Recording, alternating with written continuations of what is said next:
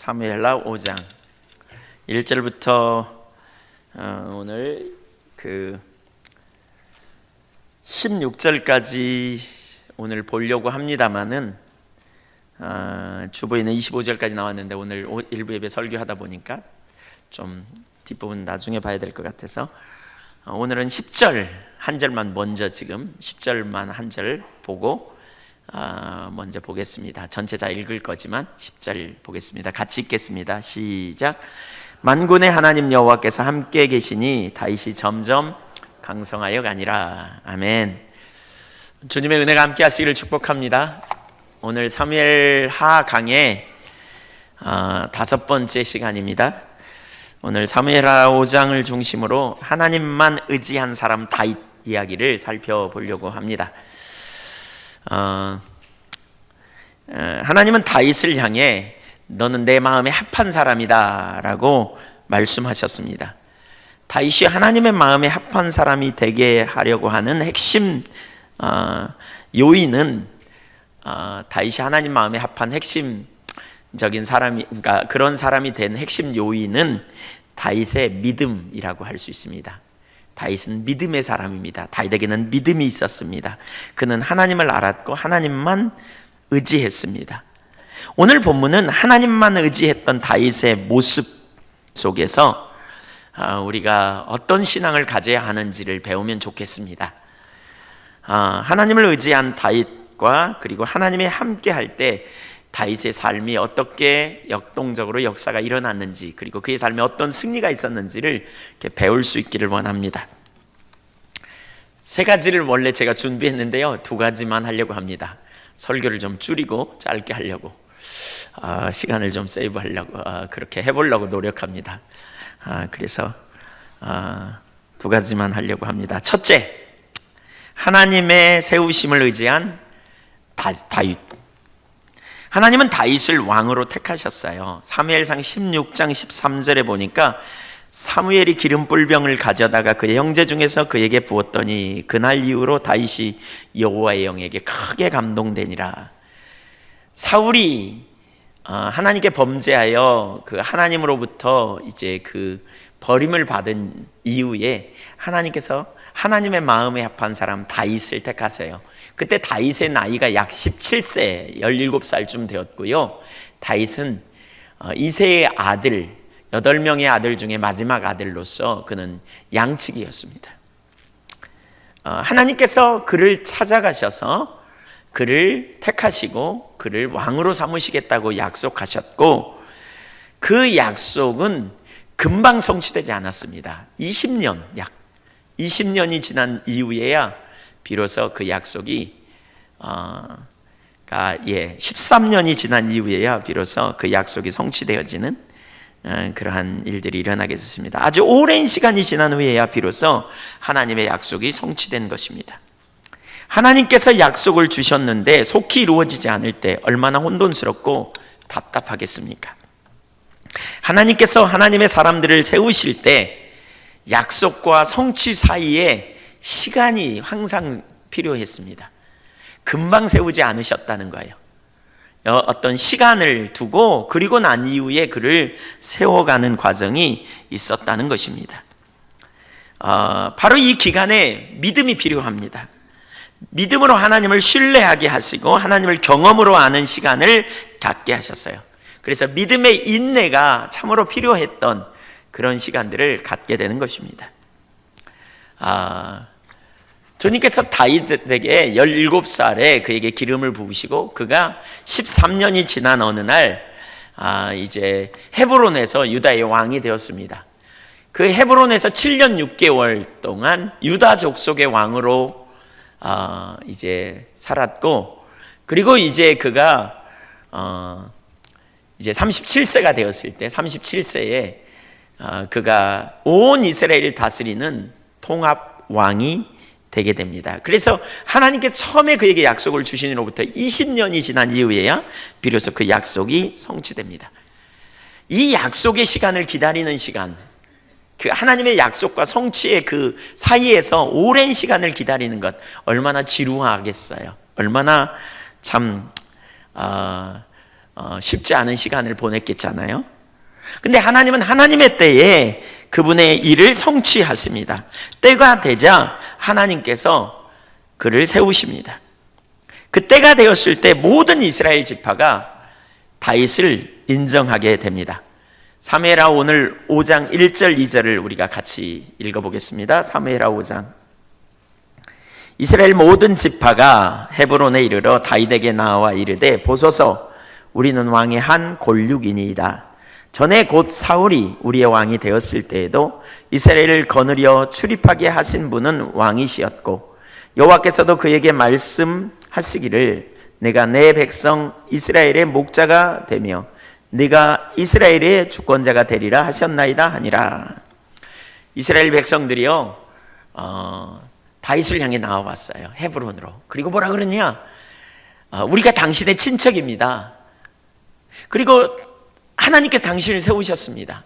그리고 과거에 하나님께서 당신을 세우셔서 우리를 보호하시고 우리를 지키는 놀라운 일을 이루셨습니다. 그러니까 당신은 이제 우리의 왕이 되십시오 라고 말하고 있습니다. 그들이 다윗을 왕으로 추천하는데 두 가지를 볼 수 있는데, 하나는 뭐냐면 다윗에게는 성공의 이력이 있었다는 거예요. 다윗은 이스라엘 백성들이 출입할 때, 들어가고 나올 때에 그들을 지켜주는 일을 했다. 그러니까 군사로서 성공의 이력을 가진 사람이었어요. 사실 하나님께서 우리를 빚어가시는 과정 중에 이 성공의 이력을 갖는 게 참 중요해요. 하나님과 동행하는 가운데 성공의 이력을 가져보는 것, 이게 아주 중요하죠. 또 하나는 하나님이 다윗을 세우셨다는 사실을 그들이 말하고 있습니다. 하나님이 다윗을 처음 부르실 때 사람들은 아무도 몰랐습니다. 다윗과 그의 형제들, 가족들 앞에서만 다윗이 사무엘에 의해 기름 부음을 받았기 때문입니다. 그러나 때가 되니까 하나님께서 이제 이스라엘 모든 백성들이 다 알 만큼 하나님이 다윗을 그렇게 세우시는 걸 볼 수 있습니다. 이것이 하나님의 역사예요. 하나님은 하나님의 때가 되면 자연스럽게 당신의 백성을 세워가시고 당신의 약속을 성취해 갑니다. 근데 이때 참 중요한 게 뭐냐면요, 다윗은 억지로 그 일을 이루려고 하지 않았다는 거예요.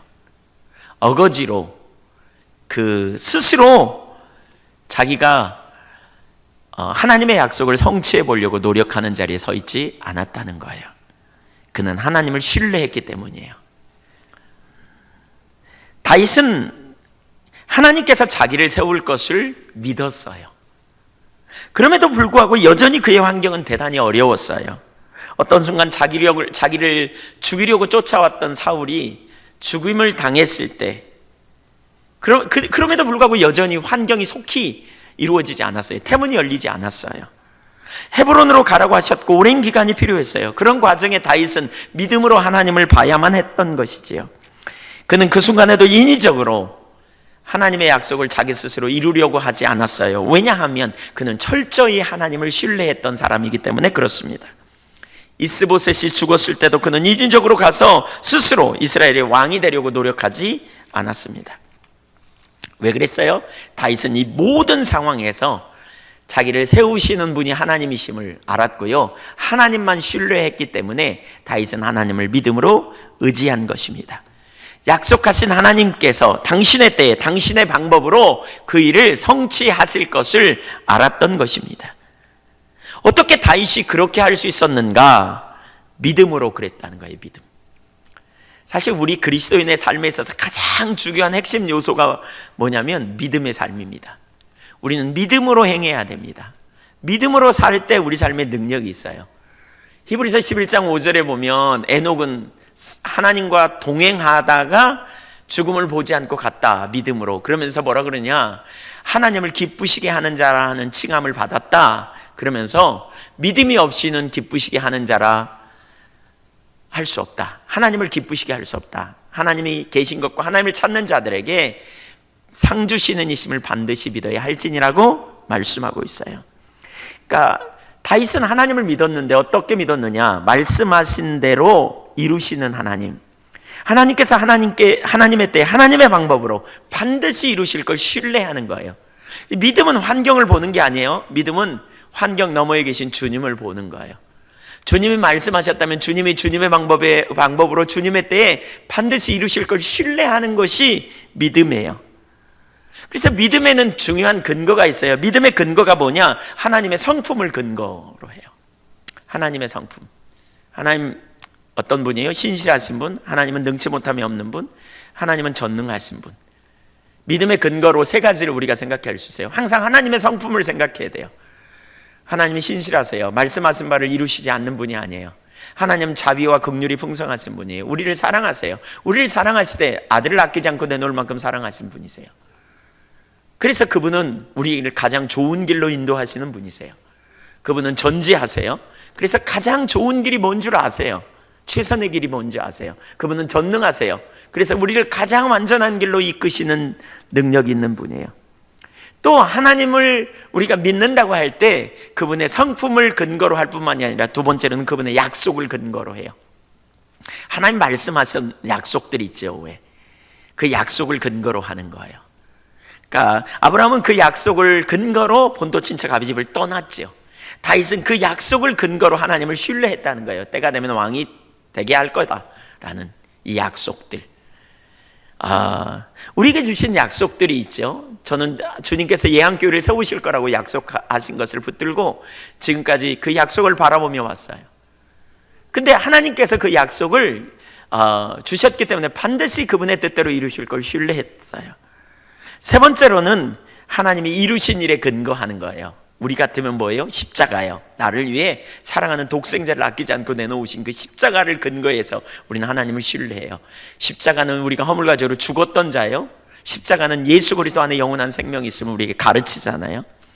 곧 믿음은 뭐냐? 이러한 것을 근거로 하나님 자신을 신뢰하는 거예요. 그래서 하나님을 아는 만큼 하나님을 신뢰할 수 있어요. 하나님 잘 모르면 하나님 신뢰 못해요. 하나님이 구원자라는 사실을 알 때 우리 나를 구원하실 주님을 신뢰할 수 있어요. 하나님께서 필요를 채우시는 분임을 알 때, 성령의 조명으로 알 때 우리는 하나님을 신뢰할 수 있어요. 하나님께서 치료하시는 분임을 알 때 우리는 육신의 질병이나 연약함을 치료해 주시기를 하나님께 구하며 믿음으로 바라보며 나아갈 수 있어요. 하나님 신실하심을 알 때 우리가 하나님을 신뢰하며 나아갈 수 있게 되는 것이지요. 다윗은 이 믿음이 있었어요. 그래서 어떻게 해요? 하나님의 때에 하나님의 방법으로 이루실 거다. 이걸 분명히 알았어요. 자기 노력과 자기 열심으로가 아니라 내가 세우지 않아도 하나님의 때에 반드시 일을 이룰 거다라는 사실을 알았다는 거예요. 이게 믿음이라면, 근데 이 믿음의 삶이 우리 가운데 실제가 되려면요, 이게 아주 중요한 얘기를 제가 지금 하려고 합니다. 이 믿음의 삶이 우리 가운데 실제가 되려면 이렇게 믿음을 가질 뿐만이 아니라 뭐가 있어야 되냐면 하나님이 우리 인생의 최고 목표가 돼야 돼요. 가치가 돼요. 하나님을 내가 사랑하는 자리에서 해야 돼요. 성경에서 하나님을 사랑하는 것이 무엇인지를 우리에게 가르쳐요. 하나님을 사랑하는 사람은 하나님을 자기 인생의 최고의 가치로 두는 거예요. 목표로 두는 거예요. 하나님을 최고의 소원으로 두는 거예요. 하나님을 자기의 인생의 최고의 가치로 두어요. 이런 사람은 하나님과 재물을 겸하여 섬기지 않아요. 하나님도 섬기고 재물도 섬기고 그렇게 안 하고 하나님이 우리 인생의 목표가 되는 거예요. 하나님을 잘 모르는 사람, 하나님을 사랑하는 것이 무엇인지 모르는 사람의 인생의 목표는요, 돈일 수 있고 명예가 인생의 목표일 수 있어요. 그러나 예수님은 우리에게 뭘 가르쳐요? 하나님이 우리를 사랑하셨다는 사실과 우리로 존재를 다해 하나님을 사랑하라고 가르치고 있어요. 하나님이 당신의 독생자를 아끼지 않고 우리를 사랑하셨잖아요. 그러면서 뭐라고 그랬어요? 너희도 나를 사랑하라. 그거 첫째 되는 계명은 하나님을 사랑하는 거예요. 그러면 하나님을 사랑한다는 말 속에는 뭐가 포함되어 있냐면 하나님이 내 인생의 최고의 가치로 둔다. 전에 그렇게 말씀드렸죠. 하나님을 최고의 가치로 두는 거예요. 하나님을 내 인생의 최고의 소원으로 두는 거예요. 돈이 소원인 사람은요, 돈의 가치를 두고 돈이 인생의 목적인 사람은 자꾸 그의 초점이 어디로 가냐면 돈으로 갑니다. 어떻게 하면 돈이 생길까? 어떻게 하면 물질이 생길까? 그래서 하나님 앞에 나아갈 때도 물질이 어떻게 생길까? 물질이 생긴다고 하면 거기에 초점을 둬요. 그래서 자칫하면 이렇게 해요. 주님 잘 믿으면 물질 생긴다? 그러면 물질 때문에 주님 잘 믿는 거죠. 근데 성경은 그렇게 말하고 있잖아요. 성경이 이렇게 말하고 있어요. 하나님을 우리가 사랑하면 하나님을 사랑하는 자들에게 하나님은 필요를 채우신다. 풍요를 약속하셨어요. 그러나 풍요 때문에 하나님을 믿으라고는 말하고 있지 않아요. 하나님을 사랑하는 자에게 따라오는 결과가 풍요해요. 왜 이게 중요하냐면요, 물질을 초점을 두는 사람은 물질이 그의 인생의 최고의 가치고 물질이 그의 인생의 목표이기 때문에 물질 때문에 하나님 찾고 물질 때문에 신앙생활하고 물질이 그의 유일한 관심이기 때문에 물질이 생길 가능성이 없어 보이면 신앙생활하면서도 적당히 타협하며 가는 거예요. 최근에 지금 우리나라를 떠들썩하게 하는 두 가지 사건이 생기잖아요. 그 군수물자와 관련된 한 사건과 또 어떤 분이 자살한 사건. 여러분, 너무나 우리가 참 각성해야 될 게 그 두 분 다 교회 장로님이세요. 우리 기독교가 능력을 상실하면 우리의 초점이 자꾸 물질이나 그 명예가 우리의 최고의 목표가 돼요. 그래서 이 유일한 관심이 명예나 물질에 온전히 초점이 가고 그것이 그 사람의 주인이 되고 그것이 그 사람을 통치하고 그것이 그 사람을 다스리는, 거기에 온통 초점을 빼앗겨 버리게 돼요. 그렇게 되면 무슨 일이 벌어져요? 하나님을 찾지만 하나님께 초점을 두는 게 아니라 내 인생의 최고의 가치가 있는 물질에 초점을 두면서 물질이 나의 주인이 되고 물질이 나의 힘이 되고 명예가 나의 가치가 되고 명예가 나의 힘이 돼요. 근데 그렇게 되면 절대로 믿음의 삶을 살 수 없어요.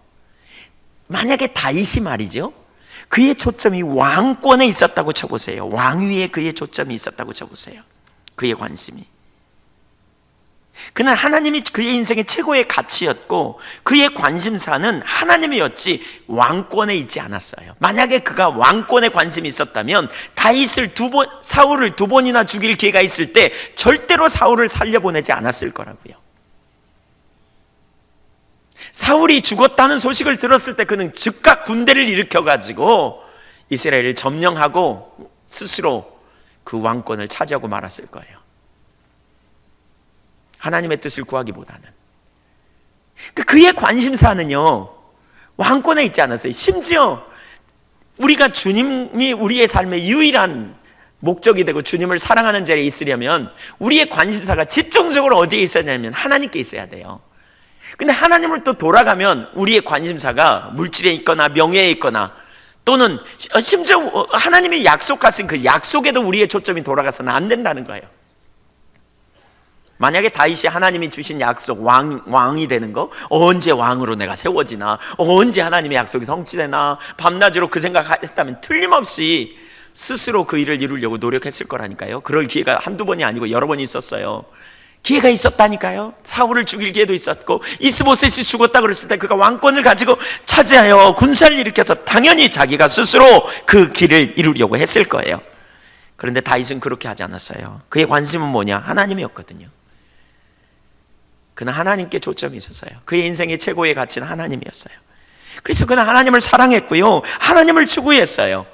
그래서 그는 초점을 하나님께 두었기 때문에 하나님이 하나님의 때에 하나님의 방법으로 그 약속을 성취하실 걸 알았고요, 설사 그 약속이 성취되지 않는다 할지라도 그는 하나님께 초점을 두었기 때문에 하나님을 사랑함으로 하나님과의 친밀한 교제 가운데 우선순위를 두었기 때문에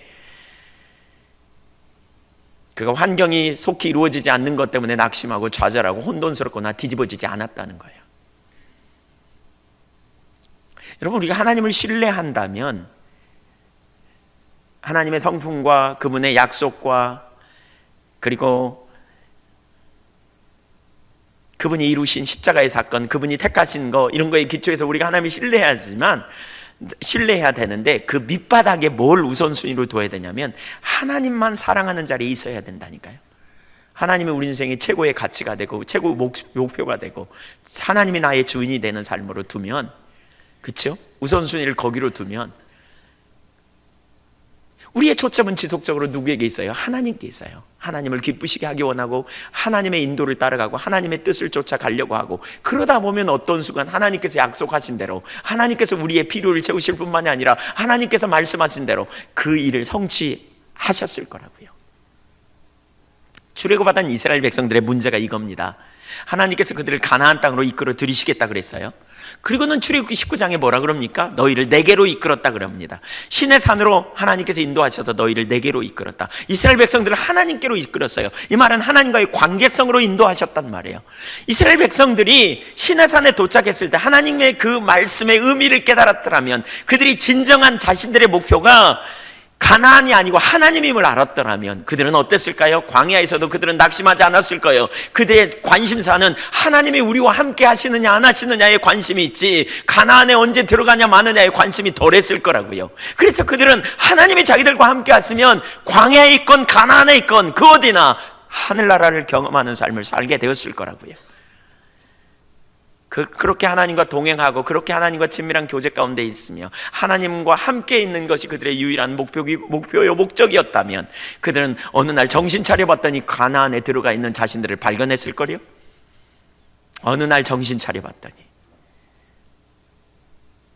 이게 우리의 신앙이어야 돼요. 믿음에 있어서 우리의 핵심이 뭐냐? 핵심 가치가 뭐냐? 하나님과 인격적 친밀한 사랑의 관계성, 하나님이 내 인생의 최고의 가치가 되는 삶에 깔려 있어야 돼요. 여러분, 하나님은 우리의 먹거리, 마실거리, 입을거리 다 아세요. 무엇을 먹을까, 마실까, 입을까, 이것들은 이방인들이 구하는 거라고 말하고 있어요. 그러면서 뭐라고 그러죠? 너희는 먼저 그의 나라와 그의 일을 구하라. 바꿔 말하면 하나님 자신을 구하고요, 하나님과 친밀한 교제 가운데 하나님을 우리 인생의 최고의 가치로 두고 하나님을 경외하고 하나님을 존중히 여기고 하나님과 함께 있기를 원하며, 그렇게 서면 하나님께서 우리의 필요를 채우시겠다는 거 아닙니까?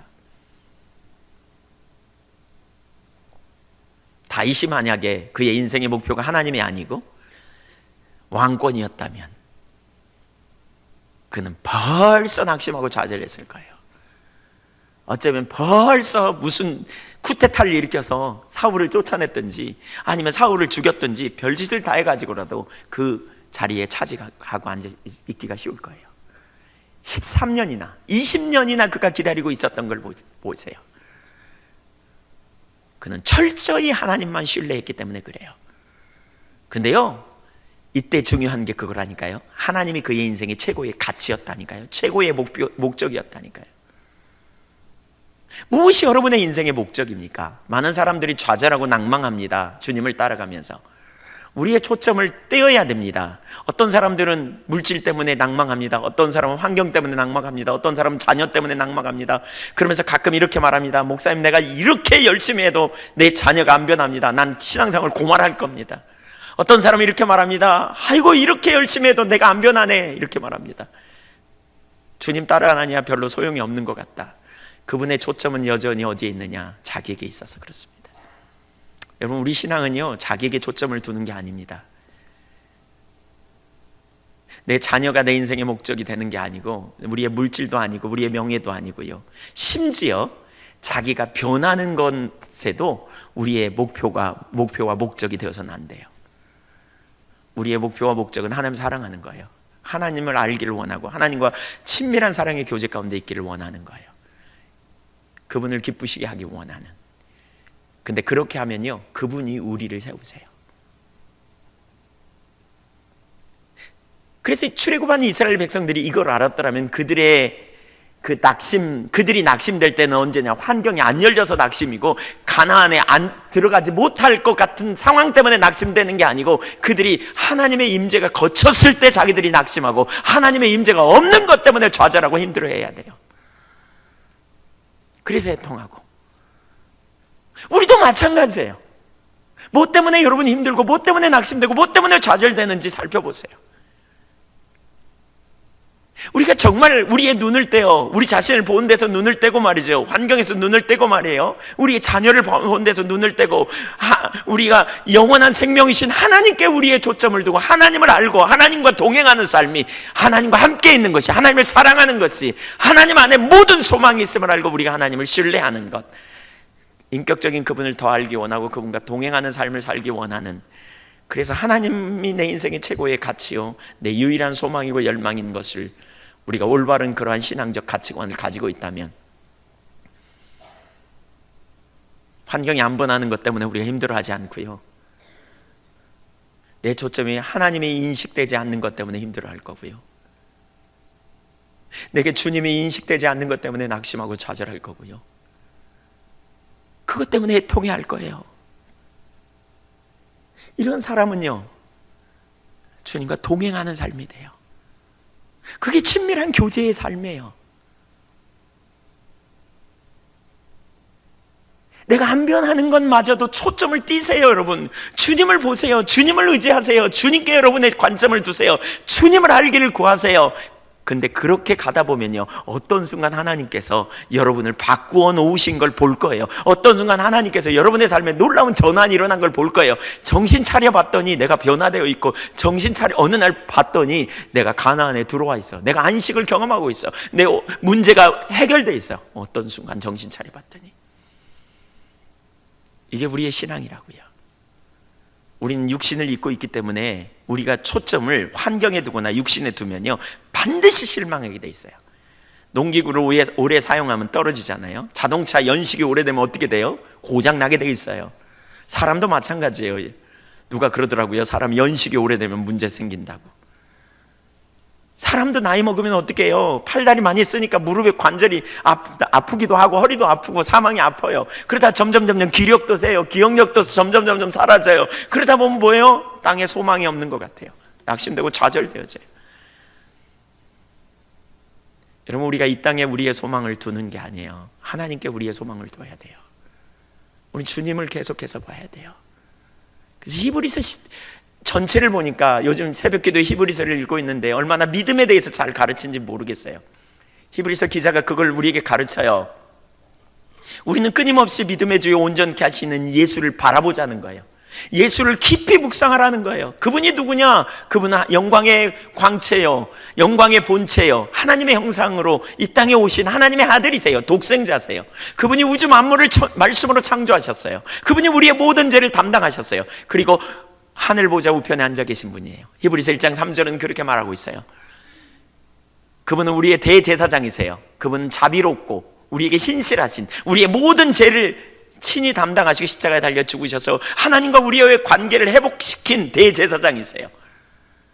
이 자비롭고 은혜로우신 그 하나님을 보라는 거예요. 그 예수님을 신뢰하라는 거예요. 우리가 죄인 되었을 때 우리의 모든 죄를 담당하신 예수님을 믿음으로 보라는 거예요. 그 그리스도를 보는 거예요. 그리스도를 의지하라는 거예요. 그리스도를 깊이 묵상하라는 거예요. 그리스도를 깊이 생각해 보라는 거예요.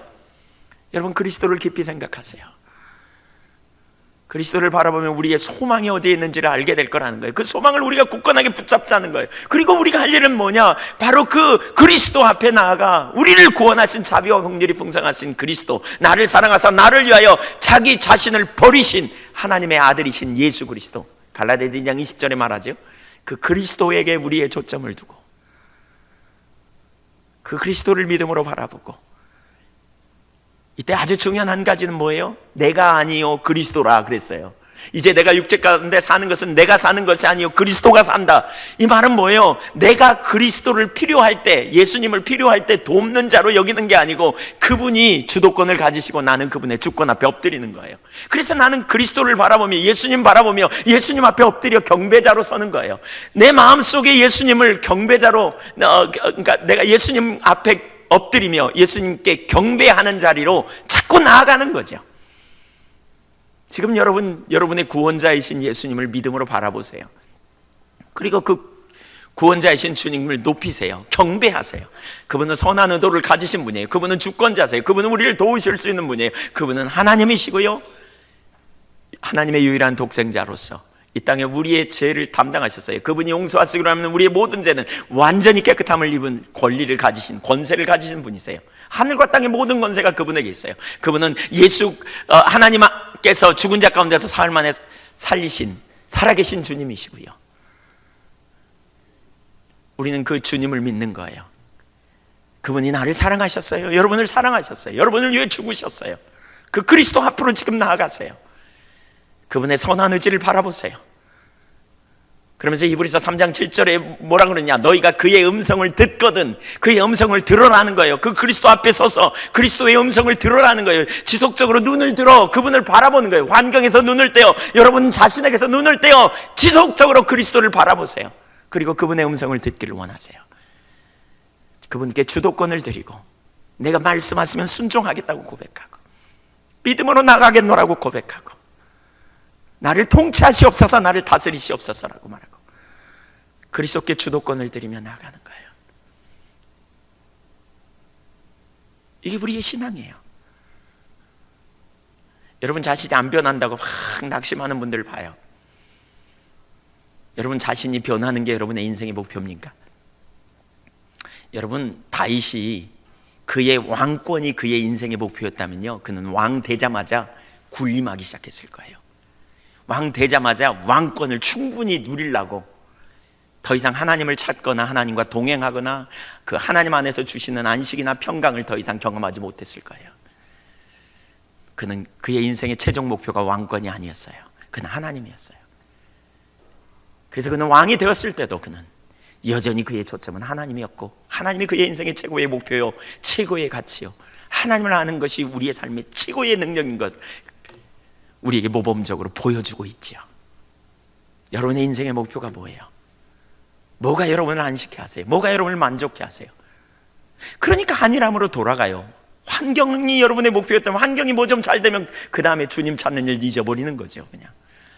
그냥 주님 없어도 살 것처럼 생각하는 거예요. 그냥 환경으로 만족하는 거예요. 그냥 주어진 상황으로 그냥 만족하는 거예요. 여러분, 우리가 지속적으로 그리스도를 바라보면 우리는 그리스도를 따라갈 수 있어요. 그리스도가 기뻐하시는 삶을 이 땅에서 살 수 있단 말이에요. 희생하고 헌신하고 우리의 옥합을 깨트리고 정말 우리가 작은 예수로서 이 땅에서 살아가는 거예요. 이 땅에 정말 작은 예수가 없기 때문에 세월호와 같은 사건도 정말 기독교가 거기 연결돼 있죠. 비록 이단이지만 예수의 이름으로 자행되는 수많은 행동이 얼마나 많은 문제를 일으키고, 그리스도인으로 지칭되는 사회가 부패되어지고 썩어져 가는 일에 그리스도인이 꼭 관여되어 있는 현실들을 우리가 보면서 우리는 어떻게 생각해야 될지 봐야 돼요. 우리의 여전한 소망이 물질에 있기 때문에 그래요. 여러분, 장로님 두 분이 관련되어 있다 그랬어요. 그 장로님 두 분이 상황이 어찌 됐는지 잘 모르겠지만 분명한 사실은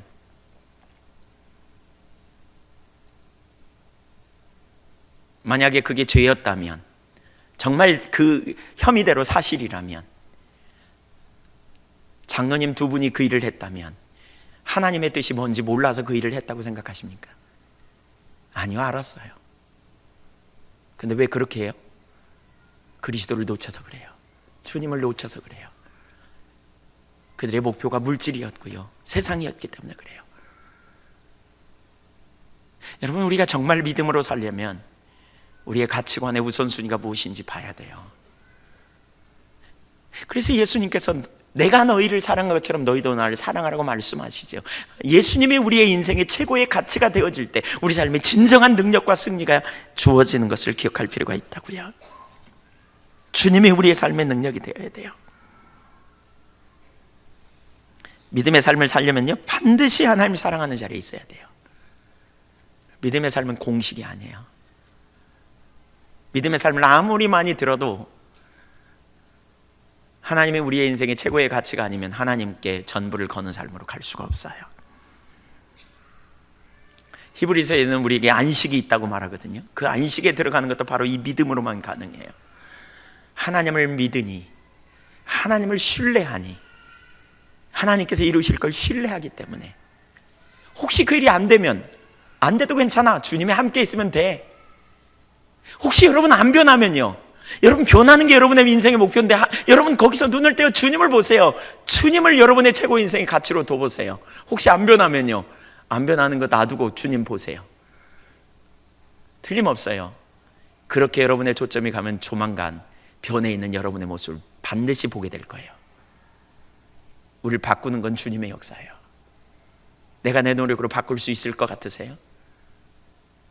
내가 주님을 신뢰하고 기다리는 게 그것 때문이라면, 그 일이 성취되는 순간은 우리는 그 다음에 제 갈 길로 가버립니다. 길을 잃어버립니다. 우리 인생의 목표는 어떤 한 가지 내가 추구하는 그 목적이 우리 인생의 목적이 아니라 궁극적으로 하나님, 그분을 알고 그분을 사랑하는, 하나님을 알고 하나님을 사랑하는 신앙의 본질적인 그 측면이 우리 인생의 유일한 목표예요. 하나님이 우리의 최고의 가치가 되어질 때 우리 삶에 능력 있는 삶을 살게 된다니까요. 기독교인들이 이 땅에서 편협하게 살지 않아요. 이 땅에서 찌질하게 작은 것에 타협하며 살지 않아요. 우리가 주님을 알고 주님의 영광을 위해서 우리가 기꺼이 손을 펴고 우리가 주님의 영광을 위해 나가는 믿음의 종들로 될 수 있다는 것이지요. 우리의 초점이 문제로 돌아가면 조급해져요. 환경으로 돌아가면 조급해져요. 조급해진다고요. 자꾸 조급해져요, 여러분. 아브라함이 그랬잖아요. 사라가 그랬어요. 하나님 아들 주신다 그랬어요. 근데 그 목표가 아들로 가니까 어떻게 해요? 조급해졌어요. 아들 안 생겨. 안 주시는 것 같아. 그랬더니 어느 날 사라가 자기 몸종 아가를 통해서 아들을 얻으리라 이렇게 시도하잖아요. 하나님 방법이 아닌 걸 자꾸 인본주의를 들고 나오는 거예요. 치료받은 이스라엘 백성들이 자꾸 가나안을 바라보니까 가나안에 갈 가능성이 없으니까 인본주의가 나오고요. 원망하고 불평하고 투덜거리고 낙심하고 좌절해요. 우리가 자꾸 불신하게 가면 원망하고 불평하고 투덜거리고 낙심하거든요. 왜요? 그 초점이 어떤 그 목표에 가 있기 때문에 그래요. 내 목적에 가 있기 때문에 그래요. 거기서 눈을 떼어 주님께 가 있으면. 왜 그런 찬양 있죠? 그 어디나 하늘나라, 내 주 예수 모신 곳이 그 어디나 하늘나라. 내 주 예수 모신 곳이 그 어디나 하늘나라. 믿음의 선진들이 이 삶을 살았다는 거예요. 초점이 주님께 가 있으면 하늘나라에 어디서나 우리는 천국을 경험할 수 있는 것이지요. 그래서 항상 기뻐하고 쉬지 말고 기도하고 범사에 감사하는 삶이 이 삶에서만 가능해요. 하나님 쓰셨던 사람들이요, 하나님 빚으시는 과정 중에 그의 초점이 철저하게 하나님께 집중되는 걸 볼 수 있어요. 요셉도 마찬가지예요. 요셉의 초점이 만약에, 어떤 사람은 요셉에 대해서 이렇게 말해요. 요셉은 애굽의 국무총리가 된 사람이에요. 어렸을 때 꿈을 꿔요. 그 꿈이 범상치 않은 꿈이에요. 높은 자리에 올라갈 꿈이에요. 근데 그 꿈을 꾼 다음에 요셉이 무슨 일이 벌어지냐? 형님들에게 팔려요. 아버지가 그 요셉만 편애하니까 형님들이 시기 질투해가지고 동생을 팔아먹어버려요, 애굽에. 그래서 애굽에 노예로 팔려가가지고요, 그 집에서 어떻게 하나님이 은혜를 베푸셔서 가정 총무가 돼요. 가정 총무가 된 다음에 그거 어떻게 됩니까? 잘 나가요. 근데 갑자기 보디발 장군의 아내가 유혹해요. 그러니까 그가 하나님을 경외함으로 보디발 장군의 유혹을 거절해요. 그랬다가 억울하게 누명을 쓰고 감옥에 갇혀요. 그의 인생이 얼마나 비참한지 몰라요? 어떤 분들은 그래요. 요셉이 그런 위기를 극복할 수 있었던 것은 그의 속에 꿈이 있었기 때문에 극복했다. 제가 볼 때는 그 말은 틀린 말이에요. 그가 꿈을 가지고 이 뭔가 자기가 성취될 꿈, 그 비전 때문에 그가 참을 수 있었다면, 비전을 바라봤다면 어쩌면 정신병원에 갈 가능성이 높아요. 비전이 성취될 가능성이 한 개도 없어 보였거든요. 감옥에 그가 갇혔을 때는 이 세상에서 아무도 그를 기억해 주는 사람이 없었어요. 암담한 생활. 제가 볼 때는 그는, 요셉은 꿈을 본 게 아니고 비전을 본 게 아니고 약속을 본 게 아니고 그는 하나님을 봤어요. 그렇기 때문에 그는 순간순간 하나님께 반응할 수 있었던 거예요. 그가 만약에 비전을 봤다면, 꿈을 봤다면 그 일을 어떻게든지 이루기 위해서, 그 일을 이루기 위해서, 감옥에 안 가기 위해서, 뭔가 위기를 모면하기 위해서, 혹은 뭔가 좀 그 안에서라도 자기의 위치를 잘 차지하기 위해서 보디발 장군의 아내가 유혹했을 때 슬그머니 눈 감고 넘어갈 수도 있어요. 틀림없어요. 근데 그는 하나님을 봤어요. 자기를 세우시는 분도 하나님이고 허르시는 분도 하나님이시다. 그의 초점이 하나님께 있었기 때문에 가능해요. 우리가 이 땅에서 승리할 수 있는 삶의 비결이 뭐냐? 바로 하나님을 사랑하는 것, 하나님을 알고 하나님을 사랑하는 것이 신앙의 본질이어야 돼요. 여러분의 최고의 인생의 목표와 목적이 뭔지 보십시오. 저는 여러분 한 분 한 분, 저나 여러분이나 우리 한교회 모든 성도님들의 초점이 하나님께 있기를 간절히 소원합니다. 하나님의 인생의 목적이 되보세요. 그럼 나는 뭐야? 여러분, 하나님이 여러분을 책임지십니다. 그러면 하나님이 여러분의 필요를 채우십니다. 하나님이 여러분을 도우십니다. 하나님의 때에 하나님의 방법으로 여러분을 인도해 내십니다. 가정을 회복하시고 물질의 필요를 채우시고 여러분의 자녀들 하나님께서 당신의 능력으로, 당신의 관점으로 돌보실 걸 믿으시기 바랍니다. 이게 신앙이에요.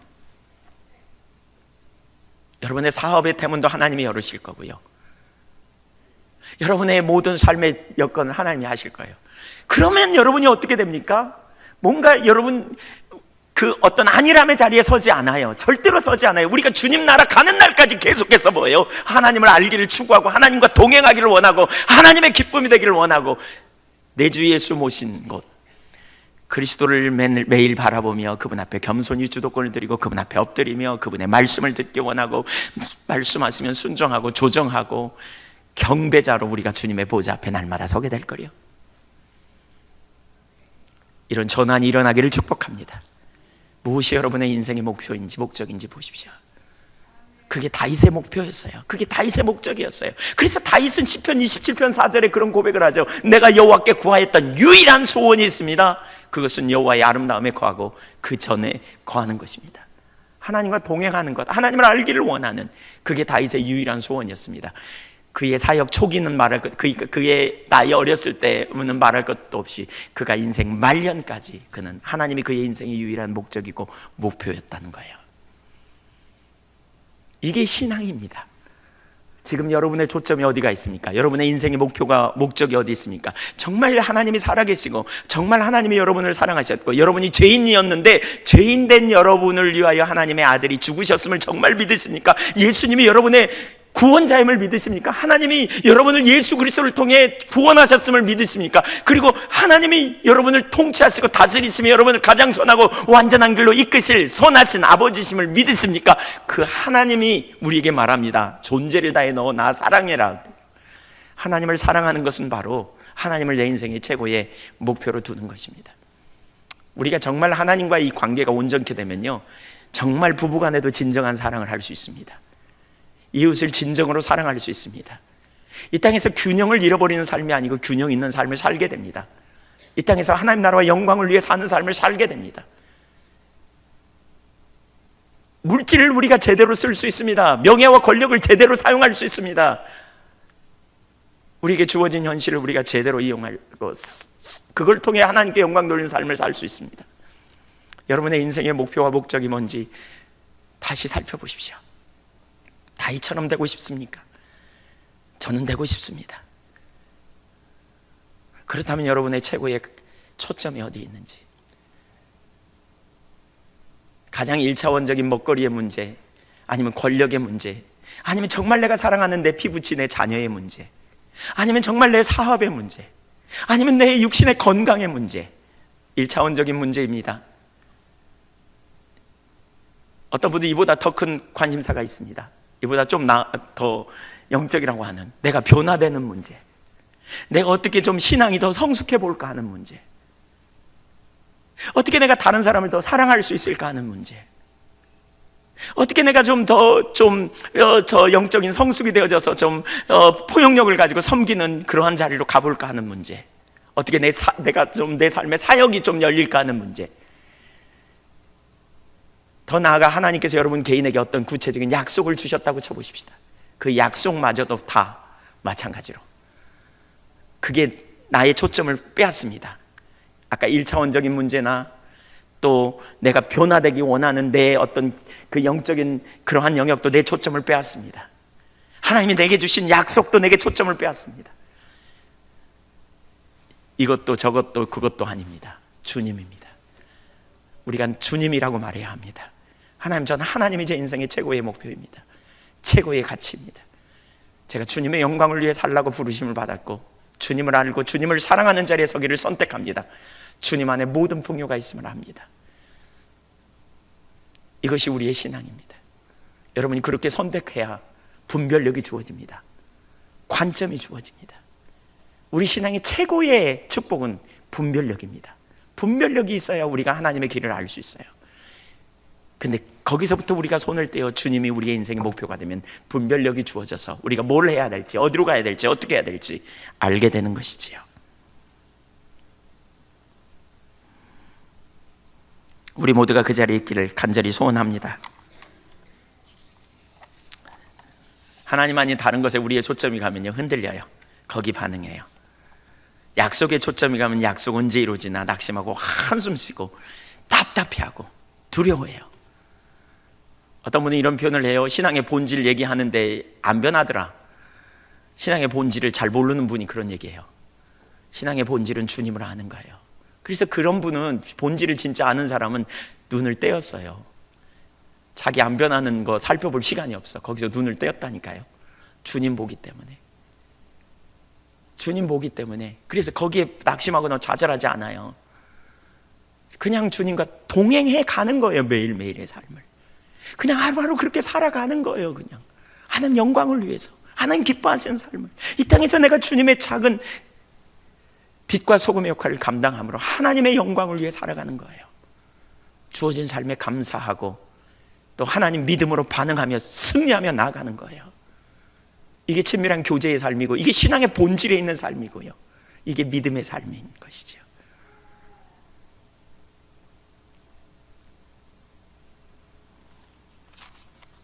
히브리서 기자가 말하는 것처럼 예수를 바라보십시다. 예수를 생각하십시다.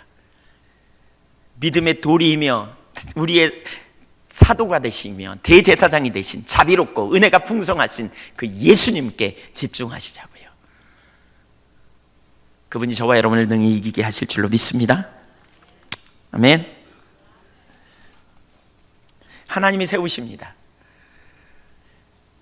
11장 3절을 좀 보면, 거기 사무엘하 5장 3절을 보면, 이에 이스라엘 모든 장로가 헤브론에 이르러 왕에게 나오매 다윗 왕이 헤브론에서 여호와 앞에 그들과 언약을 맺음에 그들이 다윗에게 기름을 부어 이스라엘 왕으로 삼으니라. 근데 이 동일한 구절요, 역대상 11장 3절에 동일한 구절이 나오거든요. 근데 거기에는 한 구절이 좀 붙어요. 이에 이스라엘의 모든 장로가 헤브론에 있는 왕에게로 나아가니 헤브론에서 다윗이 그들과 여호와 앞에 언약을 맺음에 그들이 다윗에게 기름을 부어 이스라엘의 왕으로 삼으니 여호와께서 사무엘을 통하여 전하신 말씀대로 되었더라. 여호와께서 사무엘을 통해 전하신 말씀대로 되었대요. 한마디로 말하면 이렇게 하신 이스라엘 백성들이 와서 다윗을 왕 삼은데, 그것은 결국 누가 하신 일이라고요? 하나님이 하신 일이라는 거예요. 하나님. 여러분, 하나님은 하나님의 때에 하나님을 신뢰하는 백성들에게 반드시 그 일을 이루세요. 아멘. 출애굽할 때 60만 명이 약속을 받잖아요. 가나안에 들어갈 거라고. 근데 다 죽었어요. 2명밖에 안 살아남았어요. 왜요? 그들은 원망하고 불평했어요. 왜요? 초점이 어디에 있었어요? 가나안에 있었어요. 환경에 있었어요. 목표와 환경에 가면 절대로 감사할 수 없어요. 하나님의 의도를 몰라요. 그 일을 통해 왜 나에게 뭘 말씀하려는지 몰라요. 주님께 있어야 돼요. 주님께. 그러면 내 일어나는 환경을 그분의 관점으로 해석해요. 그분의 관점에서 배워요. 그분의 길로 배워요.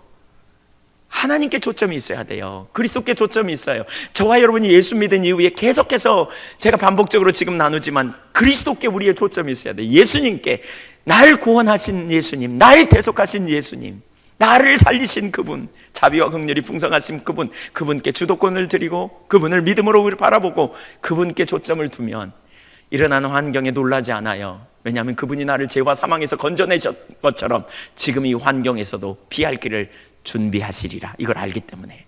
빚어가실 것이다. 합력의 선을 이루실 것이다. 이걸 알기 때문에 여러분의 초점이 주님께 있기를 축복합니다. 주님에게 두시자고요. 영광의 주님을 믿음으로 바라보면서 주님으로 인하여 감사하고.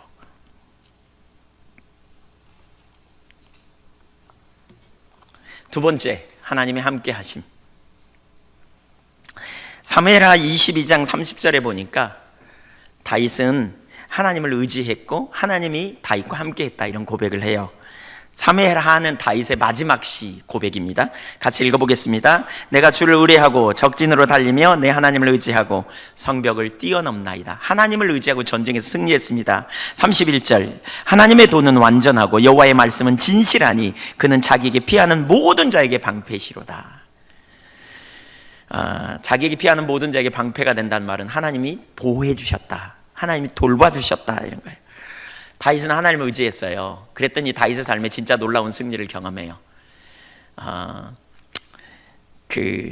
우선 여기 이렇게 다윗의 삶에 놀라운 승리를 경험하거든요. 그냥 제가 쭉 이렇게 읽으면서 설명을 해보겠어요. 그러니까 이렇게 하나님이 함께 하세요. 다윗과 함께 하셨어요. 그러면서 무슨 일이 벌어지냐?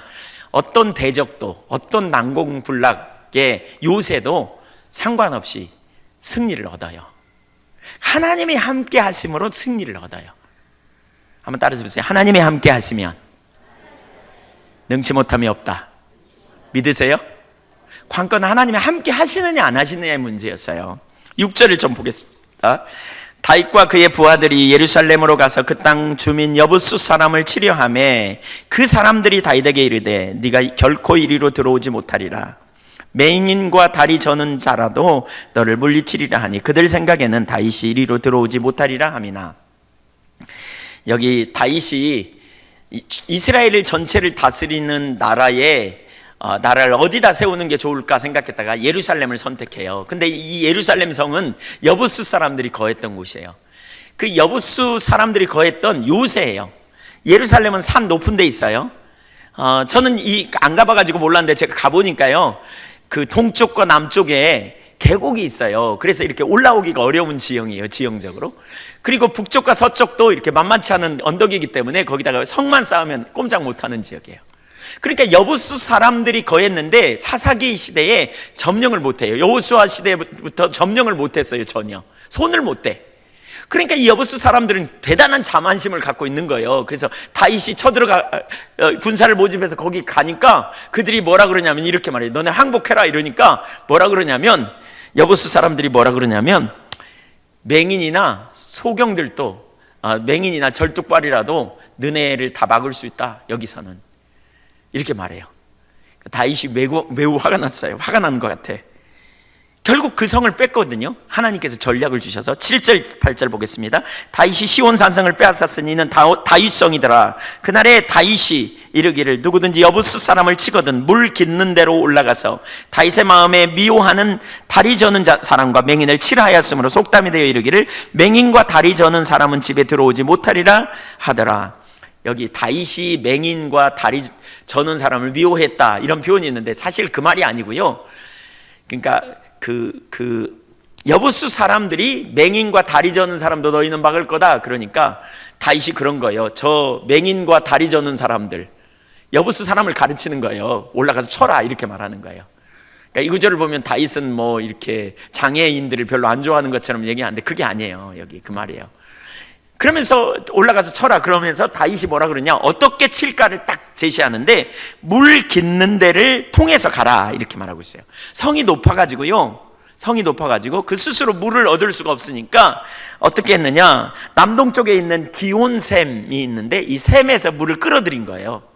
그래가지고 물을 이렇게 터널을 파가지고 물을 끌어들이게 하고 거기서 이제 수직으로 물을 이렇게 뜨게 되는, 그러니까 물 뜨는 내려가서 이렇게 물을 뜨는 통로가 있는 이런 굴을 만들어 놓은 거죠. 근데 이제 그 성은 아무데로 들어갈 수도 없는데 그 물을 뜨는 그 수로를 통해서 들어가라고 이렇게 얘기해요. 그래서 점령해요. 근데 다윗이 그렇게 할 수 있었던 이유가 뭐냐, 여기 10절을 보면 만군의 하나님 여호와께서 함께 계시니, 하나님이 함께 계신다는 거예요. 하나님을 뭐라고 표현하느냐, 만군의 하나님. 이 말은 전쟁에 능하신 분이라는 거예요. 한번 따라서 보세요. 하나님은 항상 전략을 가지고 계신다. 그러니까 전쟁은요, 하나님께 있어요. 우리가 오늘 살펴보지 못하지만 이 뒤에 보면 하나님께, 그래서 다윗은 이걸 알았어요. 하나님 어떻게 해요? 어떻게 전쟁을 나갈까요 말까요? 하나님 어떻게 할까요? 그때마다 하나님께서 기가 막힌 전략을 주십니다. 거기 17절 이하에 보면 블레셋이 쳐들어올 때도 하나님께 물었더니 하나님 전략을 주세요. 이스라엘 백성들 출애굽할 때 그러잖아요. 가나안 땅 여리고 들어갈 때 어떻게 해야 되는지, 아이성 점령할 때 어떻게 해야 되는지 그때마다 하나님께서 전략을 주시죠. 하나님은 전쟁에 능하신 분이에요. 하나님이 함께 하시면요, 그분이 난공불락의 요새라도 반드시 그분의 능력으로 승리케 하신다고요. 관건은 이거예요. 여러분, 우리 삶에 능력이 없는 이유는 하나님이 우리와 함께 하시지 않음 때문이에요. 근데 너무나 감사하게도 성경은 뭐라 그랬어요? 예수는 하나님께로 나서 우리에게, 따라서 보세요, 지혜와 거룩함과 의로움과 구속함이 되신다. 예수님이 지혜가 된다고요. 여러분 중에 지혜가 부족하거든 지혜 없는 여러분 자신을 바라보며 낙심하거나 좌절하지 마세요. 문제는 뭐냐, 정말 주님이 나와 함께 하시는 그게 관건이에요. 주님이 함께 하시면 능력이 있어요. 에스겔 골짜기에 에스겔 선지자를 하나님이 데리고 가시죠. 거기 마른 뼈들이 쫙 있어요. 하나님께서 에스겔 선지자에게 물어요. 인자야, 이 뼈들이 살겠느냐? 에스겔 선지자가 기가 막히게 대답을 하죠. 주님이 아십니다, 그러잖아요. 주님이 아십니다. 그러자 주님께서 명령해라 그랬더니 살아나서 큰 군대가 돼요. 이게 하나님의 능력이에요. 하나님이 함께 하시면 능치 못함이 없어요. 그래서 빌립보서 4장 13절에 이렇게 말하고 있어요. 내게 능력 주신 자 안에서 내가 모든 것을 할 수 있다. 여러분, 하나님이 능력이신 것을, 하나님이 능력이시고 그분이 하시고자 하면 못할 일이 없음을 우리는 믿음으로 보는 거예요. 그뿐만이 아니에요. 하나님이 함께 하시니까 무슨 일이 벌어지느냐, 돕는 자들이 생깁니다. 11절 12절을 읽어보겠습니다. 11절 두로암 히람이 다윗에게 사절들과 백향목과 목수와 석수를 보내매 그들이 다윗을 위하여 집을 지으니 다윗이 여호와께서 자기를 세우사 이스라엘 왕으로 삼으신 것과 그의 백성 이스라엘 위하여 그 나라를 높이신 것을 알았더라. 여기 두로왕 히람이 다윗을 위해 백향목을 잘라서 보냈대요. 백향목은 아주 좋은 나무예요. 건축 재료로 최고의 나무. 그래서 목수와 석수를 보냈다는 거예요. 그래서 다윗이 집을 건축하도록 도왔대. 어떻게 이런 일이 있었느냐? 여기 보니까 다윗이 여호와께서 자기를 세우셨다 그랬어요. 여호와께서 다윗을 세우시니까 이런 일들이 일어나는 거예요. 하나님이 세우셨어요. 하나님이 함께 하시면 하나님이 함께 하시는 사람에게 하나님께서 그를 세우세요.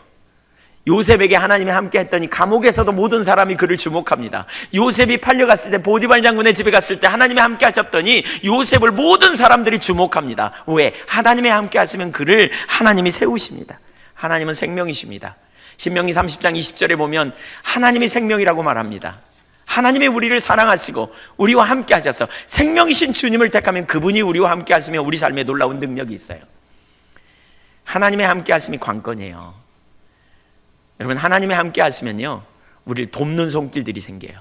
그분이 우리와 함께 하면 그분이 우리의 필요를 채우시고 우리를 붙들어 주시고 우리를 인도해 가시고 사람을 통해서 하나님께서 그러한 역사들을 이루는 거예요. 하나님이 그를 높여요. 우리는 우리 자신이 우리가 스스로 우리를 높이려고 하잖아요. 근데 성경은 뭐라 그랬어요? 빌립보서 2장 5절 이하에 보면 예수님이 하나님 스스로 비워 종의 형체를 가져 자기를 비워 죽기까지 복종했더니 하나님이 그를 지극히 높여 모든 이름 위에 뛰어난 이름을 주셨대요. 하나님을 여러분의 최고의 가치로 둘 수 있기를 축복합니다. 그러면 하나님이 여러분의 능력이 되세요. 아까 그래서 하나님을 가치로 두라. 하나님을 최고의 인생의 목표로 두라. 하나님 사랑하는 것이 우리의 인생의 목표더라. 신앙의 본질에 있으면 여러분 정말 놀라운 승리가 있어요. 하나님 은혜 아래서 놀라운 승리가 있어요. 그분이 우리를 빚어가시고 그분이 우리를 만들어 가신다니까요. 그분이 우리를 만들어 가세요. 다윗이 자기를 스스로 세우려고 하지 않았어요. 다윗의 유일한 초점은 하나님과 함께 하는 거였고요. 하나님을 지속적으로 바라보며 하나님이 그의 인생의 목표였다니까요. 그랬더니 어느 날 때가 되니까 하나님이 그를 높이시는 거예요. 그러면서 사람들을 붙이시는 거예요. 구원의 문제에 있어서 그래 마찬가지예요. 저와 여러분이 스스로를 구원할 수 없어요. 만약에 우리가 우리 자신을 구원하려고 하는 게 율법주의예요. 우리는 뭐 하느냐? 나를 구원하신 그리스도를 계속 바라보고 우리는 겸손히 그분을 찬양하고 그분께 주도권을 드리고 그분 앞에 엎드려 그분을 찬양하고 그분의 음성을 듣고 순종한 삶을 살다 보면 어느 날 정신 차려 보면 천국에 가 있을 거예요. 예, 어느 날 정신 차려 보면 그 나라에 가 있을 거예요. 이게 우리의 신앙생활이에요. 그분이 우리의 힘이라고요. 무엇보다 정말 기가 막힌 사실은요, 하나님이 함께 하실 때 다윗에게 정말 하나님이 은혜로 함께 하셨거든요. 근데 다윗은 하나님이 자기를 세우셨다는 사실을 알았어요. 그러니까 믿음의 사람은 하나님이 세우실 때 내가 아니고 주님이 나를 세우셨다는 걸 아는 사람이에요. 12절을 다시 한번 읽어볼까요? 같이 이것만 읽고 설명하고 마치려고 그러는데 같이 우리 2층도 한 목소리로 2층에 많이 오셨네요. 2층에 예, 같이 읽어보세요. 시작. 다윗이 여호와께서 자기를 세우사 이스라엘 왕으로 삼으신 것과 그의 백성 이스라엘을 위하여 그 나라를 세우신 것을 알았더라. 타락한 아담적 본성은 자기를 과신해요. 그래서 뭐가 잘 나가면 내가 잘해서 했다 이런 생각을 자꾸 가져요. 자기가 잘해서 뭔가 이룬 것처럼 자꾸 생각하기가 쉬워요. 그러나 하나님만 신뢰하는 믿음의 사람은 하나님의 은혜라는 걸 알아요. 은혜라는 걸. 다윗은 알았어요. 바로 자신을 세우시는 분이 하나님이라는 걸 알았대요. 이스라엘을 높이신 것을 알았다. 여기 알다라는 단어는 야다라는 말이거든요. 이 말은 경험으로 알았다, 체험으로 알았다는 말이에요. 실제로 알았어요. 지식으로 한 게 아니고 실제로 알았어요. 무슨 얘기냐? 지금 자기가 막 높여지잖아요. 이스라엘이 막 세워지잖아요. 그것은 자신의 지도력 때문이 아님을 알았다는 거예요. 다윗의 뛰어난 리더십 때문에 세워진 게 아님을 알았다는 거예요. 하나님께서 세우려고 했기 때문에 세워진 것임을 분명히 인식했다는 거예요. 이 지식이 다윗으로 하여금 겸손하게 만드는 거죠. 그리고 이 지식이 진정한 예배자로 다윗을 세울 수 있었어요. 여러분, 우리가 겸손할 때 진정한 예배가 되어져요. 진정으로 하나님을 예배하고 하나님을 높일 수 있는 것은 내게 베풀어 주신, 내가 하나님께 많은 은혜를 받았다면, 하나님이 나와 함께해서 뭔가 이루어졌다면 그것은 내가 아니고 그분의 은혜였다는 걸 알게 되는 거예요. 내가 구원받는 것도 내 능력이 아니고, 나를 바라보면 내 속에 소망이 없는데 하나님의 아들이 나를 위해 죽으심으로 그분 안에서 놀라운 생명이 있는 걸 알기 때문에 우리가 그분께 감사할 수 있는 거예요. 사무엘하 22장에 보면 다윗의 다윗의 인생의 마지막 시편이거든요. 시편 18편에도 나오고요. 사무엘하 22장인데 4절을 제가 읽어보겠습니다. 4절 같이 읽어볼까요? 시작. 이 하나님이 나를 위하여 보복하시고 민족들이 내게 복종하게 하시며 나를 원수들에게서 이끌어내시며 나를 대적하는 자 위에 나를 높이시고 나를 강포한 자에게서 건지시는도다. 누가요? 이 하나님이 하셨다는 거예요. 이게 다윗의 고백이에요. 그래서 50절 이러므로 여호와여 내가 모든 민족 중에서 주께 감사하며 주의 이름을 찬양하리로다. 51절 여호와께서 그의 왕에게 큰 구원을 주시며 기름 부음 받은 자에게 인자를 베푸시며 영원하도록 다윗과 그 후손에게로라 하였더라. 이 은혜를 모르는 사람은요, 예배를 못 드립니다. 하나님 앞에 진정한 경배를 못 드립니다. 그냥 나름대로 그냥 입술로는 찬양하지만 진정한 감사와 감격이 없습니다. 하나님이 누구인지를 모르기 때문에, 살아계신 그분을 모르기 때문에, 그분의 능력을 모르기 때문에, 그분의 은혜를 모르기 때문에, 그분의 역사를 모르기 때문에 진정한 감사와 진정한 경배의 자리까지 못 나가요. 전적인 은혜를 아는 다윗의 고백은 뭐예요? 전적인 은혜였다는 거예요. 이것이 그로 하여금 겸손하게 만들었어요. 사도 바울도 그렇게 고백해요. 이게 하나님의 사람들의 공통적인 모습이에요. 고린도전서 15장 10절 그러나 내가 나된 것은 하나님의 은혜로 된 것이니 내게 주신 그의 은혜가 헛되지 아니하여 내가 모든 사도보다 더 많이 수고하였으나 내가 한 것이 아니요 오직 나와 함께 하신 하나님의 은혜로다. 내가 아니다, 나와 함께 하신 하나님의 은혜로 된 거다. 이것을 놓치게 되면 교만해지고요, 잘못된 길로 가요. 시편 147편 6절에 보면 여호와께서 겸손한 자들을 붙드시고 악인들을 땅에 엎드려뜨리시는도다. 사울이 망한 이유가 뭐예요? 바로 이것 때문입니다. 사울은 자기를 세우신 분이 하나님이라는 걸 놓쳐서 그래요. 잊어버렸어요. 그래서 사울은 사무엘상 15장에 하나님께서 놀라운 승리를 주셨음에도 불구하고 자기를 위해 기념비를 세우지요. 근데 다윗은 달랐어요. 다윗은 알았어요. 자기를 왕 삼으신 분도 하나님, 자기를 세우신 분도 하나님. 그러니까 그는 인생에 항상 뭐냐? 하나님이라고 높여요. 그래서 오늘 본문 20절, 좀 뒤에 20절도 보세요. 다윗이 바알브라심에 이르러 거기서 그들을 치고 블레셋 사람들을 쳤어요.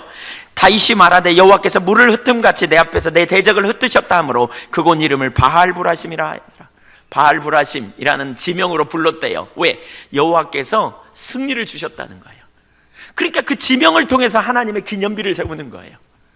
사무엘도 그러잖아요. 미스바에서 대승리를 이룬 다음에 뭐라 그랬어요? 에베네셀, 돌을 세우고 에베네셀, 하나님이 여기까지 우리를 도우셨다. 하나님의 사람은, 믿음의 사람은 자꾸 하나님께 기념비를 돌려요. 자꾸 하나님을 경배해요. 자꾸 하나님을 높여요. 그러나 자기중심적인 자리에 있는 사람은요, 하나님의 능력으로 함께하면도 모르기 때문에 자기가 잘해서 했다고 그래요. 내가 그래도 뭔가 잘했지 않느냐 이렇게 나와요.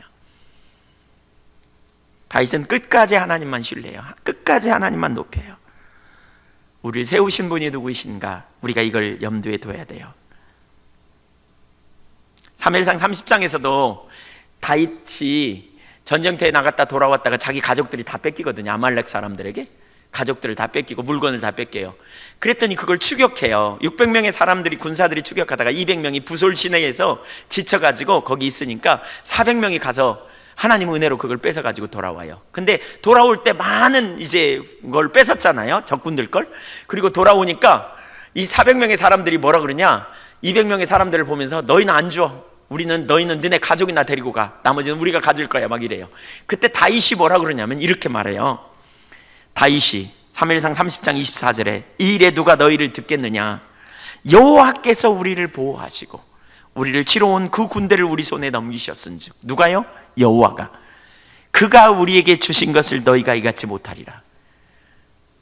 자신들이 전쟁에 나갔지만 결국 하나님이 주신 거라는 거예요. 이게 다윗의 생각이었어요. 전쟁에 승리해도 오직 하나님이에요. 그는 자기 안에 그런 능력이 없다는 걸 알았어요. 여러분이 하나님이라면 다윗이 이쁘겠어요? 안 이쁘겠어요? 대답해 보세요. 이쁘시겠어요? 안 이쁘겠어요? 그러니까 다윗 하나님께서 600번이나 다윗이라 그래요. 성경에서 다윗 이름이 제일 많이 나와요. 여러분, 다윗 이름. 줄기차게 다윗을 말해요. 줄기차게 다윗을 부르는 거예요. 다윗. 기회만 되면 다윗을 찾아요.